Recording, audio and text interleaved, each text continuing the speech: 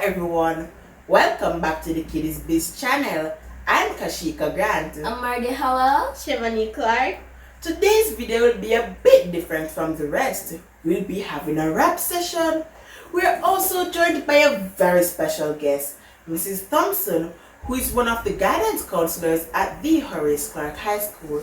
Mrs. Thompson, please tell us a bit about yourself. Thank you for having me, ladies, on your program. It is a delight being here. Before I introduce myself further, let me say how proud I am to watch three blossoming young ladies have such a positive program. Very impressive. Thank you. Thank you. I've been a guidance counselor for 17 long years. I work at the secondary level. I am a mom of a 7-year-old daughter, Michaela.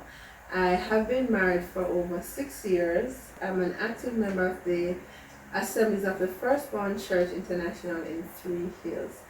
And so this evening, I am boss in charge. And I'll be taking over your program just for this evening. Don't worry, I give it back to you at the end of the program. But thank you so much again for having me. And this afternoon, I really want us to really chat. We're just going to chat about the pandemic and how it has been affecting you, what are your thoughts on it, and even the way forward. So I don't want you to be nervous or anything. I'm not coming with some college questions for you or anything like that. We're just going to be talking. And so the pandemic is here. We have all been going through it for over a year now. This is a relatively new experience for all of us. And at first, when we heard about the coronavirus or COVID-19, we had mixed feelings. And the truth is, I've been hearing everybody's thoughts on the pandemic, how it has been affecting them, and I really have not been hearing much from the school-age children, your age group. And so this evening I want us to center our attention somewhat on the COVID-19 pandemic and for us to understand how it has been affecting you. So in March of last year, we were told that we had one case, just one case. How did you feel as when you heard the news? When I first heard that we had one case, I was not scared because I thought like they would take care of that and we will go back to normal. I didn't think anything of it. Well, when I first heard about the case, I wasn't scared nor was I worried because, it was one case. I didn't think it would escalate. And yeah, I thought it would just blow over like other viruses. As they both said, it didn't really matter to me because I was like, it was so far away and it would be like one person will just get it and then it will not, I didn't think it would be like the other countries getting like thousands of cases. Well, as you can see, I was wrong. So how did you feel when you heard that, okay, we're going to close school for now? I was happy, very happy. That was the best news I could have heard in a long time. I was relieved to know that we were getting a break. So it was like a free holiday or early holiday? Yes. Yeah. I can relate because when I heard about it, I was like, thank you, Jesus. You've heard our prayers. Right. So when did you realize now that this thing is really getting serious? When they closed the country and like airports were closed and everything, curfew started And it just started with the online schooling. They told they locked the country down and that was where I was like, wow, this is getting serious. This is the new thing. Yeah. For me, it was when they started to record death relating to the virus. So I was like, oh, this is getting very serious. If you could use one word to describe your thoughts and the feelings at that time when you realized it was getting serious? What would that one word be? Jumbled. Jumbled? Very scared. Scared. I was frightened. Oh. Explain jumbled. I was scared, but then while we were on the break, I was like, I'm happy to be home with my family. Then the death started coming, then I got scared. Then the curfew, then I got worried. So my feelings were just all over the place. I can understand. I can understand. It was a moment of uncertainty for everybody. And so I think you labeled your feelings correctly. Because many persons were scared. And I believe that it could be from the fact that we thought that once I get here, they'd know. Yes, That's true. And there were circulating text messages and all kinds of media clippings going around with different information. There were some true, some not so true, and so we didn't know what to believe. So many persons were really afraid, scared. Did you felt like, all right, I'm never going to go on the road again, and I don't want nobody come to the house? Yes, I Did went you go through to that phase? Yes. Yes, I did. When you said not going on the road anymore, no.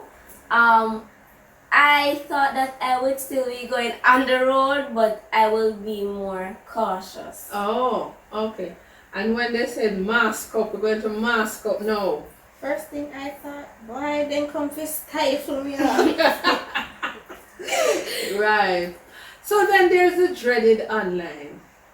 There is the dreaded online, and so school was literally moved from a physical space to a virtual space. Many students had no clue what online learning entailed, and so it became more jumbled, right, Cash? It became more jumbled. Tell me how you felt about online learning and still feel about online learning. Oh my god, I hate it. Like, let's be honest, I do not like it. I find it frustrating and very confusing to maneuver, especially some of the websites. Alright, I want you to tell me exactly what you mean when you say challenges online. Well, some of the websites, they're very confusing to use. Seeing that they're not marked by persons, they're marked by computers, so it only works with a set answer. So, for instance, right, she has the word same, but her same is spelled with a common S, but you spelled yours with a capital S. The website would mark it as wrong because that was not the answer that was input. Oh, I understand. My challenge is like, I am in class listening and I got bumped off. And when I try to join back the class, it's not allowing me to join back.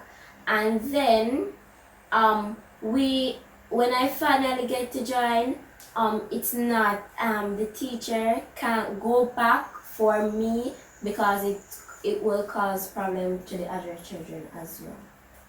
I understand. My challenge is that in the curriculum you have some classes that are ahead and some that are behind, and when the ministry sends the test, some persons are not at that part of the curriculum that they thought they would have been. So some persons don't know how to work that question or how to answer that question because it was never taught to them. Yeah, the pace. Yeah. So some students are at a different section or work at a different pace, and then that limits the amount of time that Miss will get to cover the curriculum. And Kash, you mentioned something that I really want to talk on, the platforms.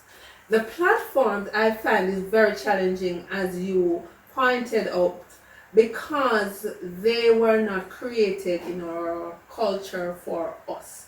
So we are using platforms that were created for a different audience. And so they would take in consideration their language and how their spelling techniques and so on. And so that in fact really does cause a barrier because of our spelling, how we spell our words are different sometimes from how the Americans spell their words. And so it does cause a challenge. But I do believe that it's a learning process for all of us, and we are still teething. We're going through the teething process because we're unprepared for it, and so we had no choice than to quickly adjust to it. Teaching and learning, I believe, has changed, and so the interaction, the face-to-face interactions between student and teacher must be different than how it is virtually.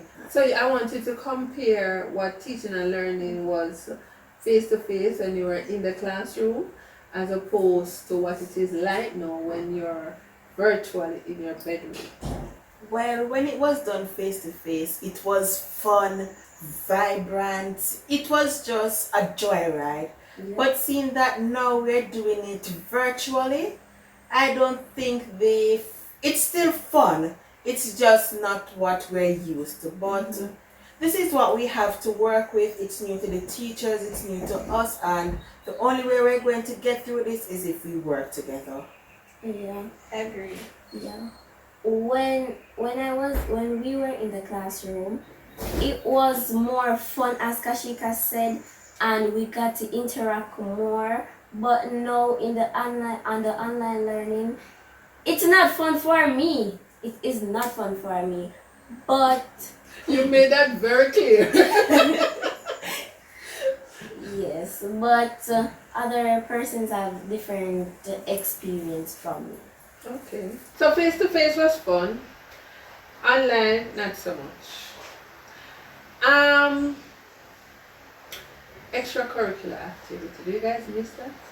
Yes. Yes, because I was on the netball team. I cannot do it now because my mommy says I cannot go because Mom is extra cautious, eh?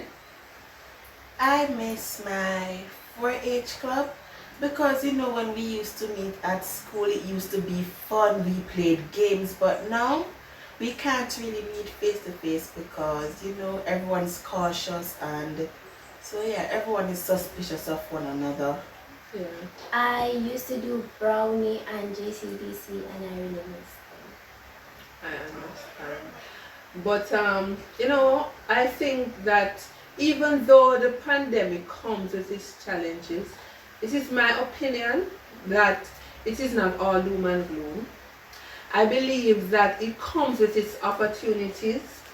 I believe that it has allowed us to see things that we never saw before, do things that we weren't able to do before, unearth talents that we didn't even know that we had. For example, as a teacher, I didn't know anything about Google Classroom. I didn't even know anything about using some of the apps and the platform. I've learned so much because I wouldn't consider myself to be technologically savvy. But the pandemic has forced me to be more comfortable with technology.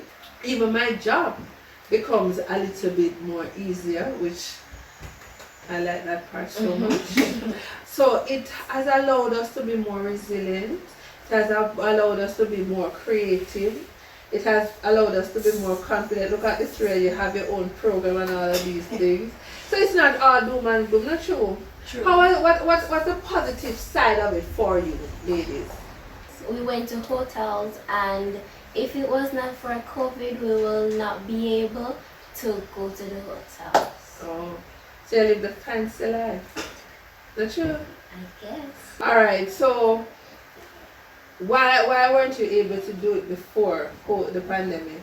Because, as we all know, hotels are very expensive, and because nobody's really going to the hotels again because it is Corona time, so the price dropped.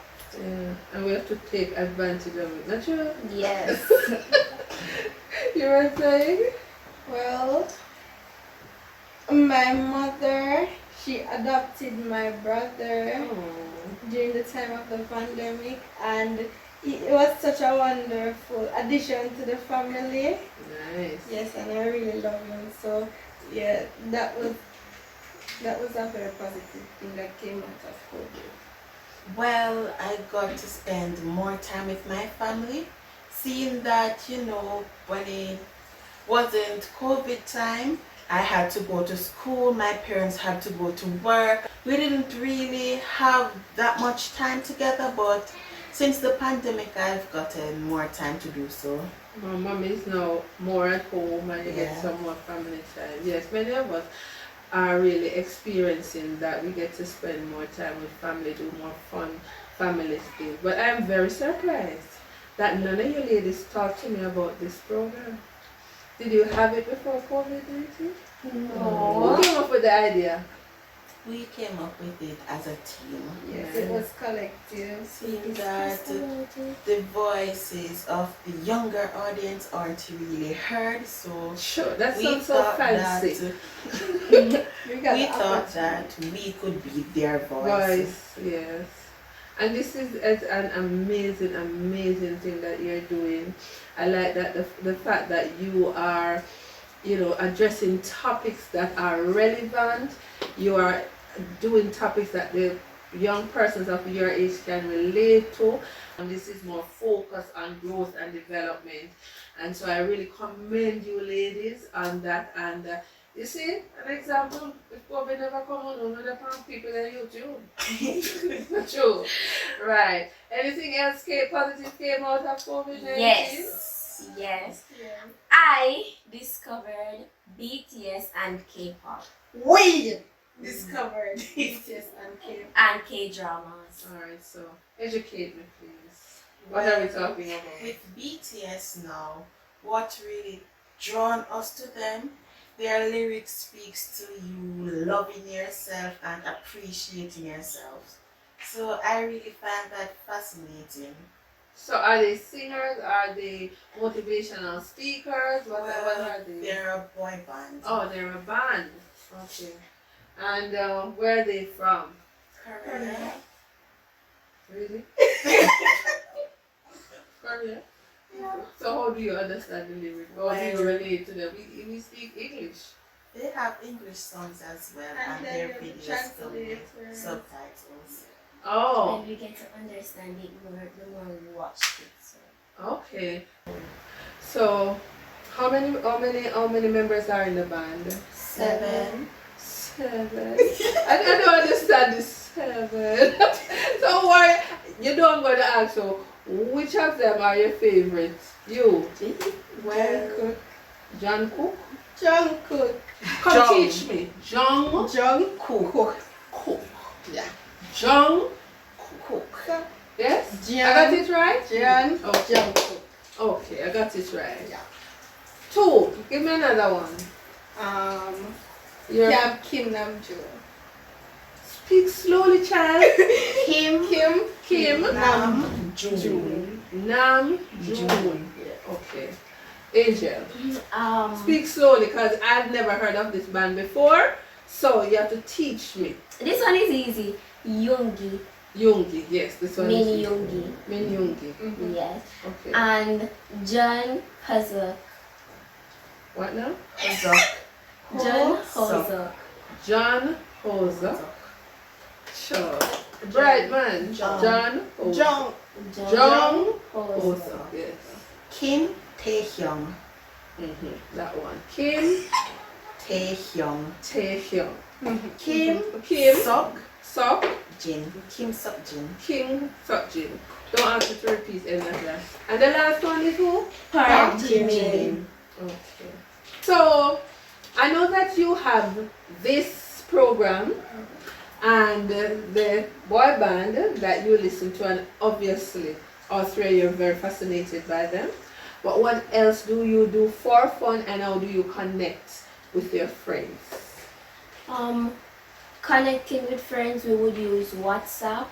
And what else I do for fun? I watch TikTok and I watch K-dramas. Yeah, I like TikTok too. Yeah, it's very entertaining. I connect with friends through WhatsApp too. and sometimes we have Zoom meetings and stuff. Okay. And I read a lot of Wattpad because I just love reading. It's just from a long time I have been, especially fantasy. Okay. For me, sometimes we use WhatsApp, and most nights we would kind of have movie nights on Google Meet, and right now, and Zoom as well. Right now, I'm using an app called Duolingo because languages that I've been fascinated by would be Russian, French, Spanish, and Korean. So with Duolingo, it makes it possible for me. Okay. All right. So earlier in the program, you three were fostering in my business. So I want to foster in your business a little bit. When you grow up, what career path you plan to venture into? Well, I have 3 dream careers, but I would love to be an entrepreneur. I've had that dream since I was younger. Since I came to grade 9, I have found a new passion for accounts. So I would like to be an accountant, and my last career choice is an auditor. Yes, I love to do money. You like money? Alright. I would like to own a whole salon, and I would like to become a pilot, but I am not sure. It kind of scares me. But Well, I have 3 options as well. I'd either like to be a psychiatrist, and my reason for that is I like communicating with people, and the level of communication that they would have had with their patients. I'd really like to do that someday. I'd like to be an astrologist. I'm just fascinated by outer space, the moons, the stars, and everything. And I'd like to be a reporter as well. that would fit you. That would be your job. No doubt about it. Just listening to all 3 of you, I just want to tell you that these are all exciting career paths, but your careers are forming right now, and so it is okay to have 3, because it tells me that you're thinking about the careers that are available to you, the opportunities. But I also want to say to you that when you are selecting your careers, you pay keen attention to your personality. So you can continue researching, continue watching videos. As you get older, your guidance counselors are going to get you involved in things like career days and have persons coming in and talking to you. Your summers is also a good opportunity that you can use to get some experience or work along with persons within the field. You can talk to them about it, have them explain to you what it is like. Maybe you can do summer jobs in some of these establishments or places to see if you can get some experience and to determine if this is what you want, because make no mistake, when you reach grade 11, chances are you no longer want none of these, because this happens too. So what if, just what if, the Prime Minister says, well, September 2021, we will remain online full time. Well, I can see that they would be thinking about our health and our safety, but in some way I kind of see it as unfair, because you have others out there who aren't able to join us online, so it's kind of hindering their chance to shine. So I kind of see it as unfair. I would be happy because I would have to get myself back into this routine to wake up at 5, get dressed by 6, get to school by 7 to be ready for 8 o'clock. Yes. So it's very nice to just wake up at 7:30, brush my teeth, come out here by 7:45 and get in devotion. So you like the easy line. You don't want to go back to your routine. Yes, Angel? As Kashika said, I think it would be unfair for the students that are not able to join class, who don't have internet and device. It would be very unfair, but it would also be, they would also be looking at our health as well. And as you know that at the end of the day, the Ministry of Education, Ministry of Health, the Prime Minister will make a decision that is in the best interest of all concerned. They will not just get up and just make a decision without considering those without devices, without considering the learning loss that is happening as a result of being online, and students do not have devices, students do not have Wi-Fi connectivity and all of this. So at the end of the day, a decision will be made, and it's going to be in the best interest of everybody. The word teamwork has been floating a lot in this conversation for the past hour or so, and it tells me that you understand this is a time where we don't just say we work as a team.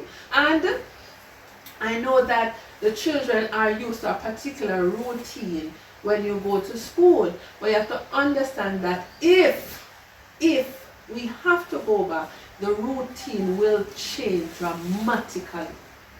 So it's not a one-size-fits-all approach that all schools are going to use, but what is important is that all schools across the country must implement a plan, COVID-19 plan, a reopening plan. If we work together as a team, chances are we will not have the cases, students getting contracted, because the truth is school has been reopened. Not true. This is a good rerun for what is to come in September. I don't think there's anything to fear. We are on the downward trend in terms of our numbers, and so things are slowly looking up. Things are slowly getting back to normal, but it is very important for everybody to observe the protocol. So this is my final question to you ladies. During this pandemic, I know that you're home, and so the parental support has to be evident for you to be blossoming the way you are. So how has your parents been supporting you, and in what way they have been supporting you? Well, my mother, she has been very supportive and helpful. My mother, she specializes in math, so if I don't understand a math problem, she will help. Right. But she always finds herself in English language, history, social, everything. Because from I am not understanding, she always tries to explain.